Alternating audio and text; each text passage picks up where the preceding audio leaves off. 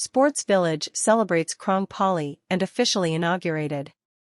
Kamsak Phnom Penh, the Sports Village, which is preparing to receive sports delegates and athletes for the 32nd Southeast Asian Games and the 12th ASEAN Para Games, celebrated Krong Pali and officially inaugurated on the evening of April 20, 2023.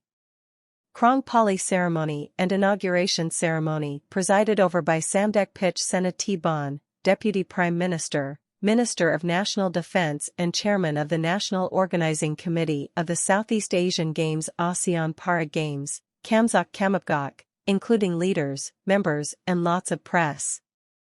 The 3,700-bed Kala Village in the Moradok Techo National Stadium was opened in 2020 by World Bridge Sport Village, a construction company.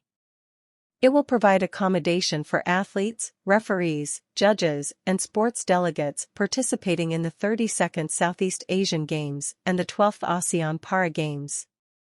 Separately, 11 other hotels in Phnom Penh have been arranged for athletes, officials, and sports delegates to stay near the National Stadium, Kroi Chongvar International Convention and Exhibition Center, OCIC, and other venues.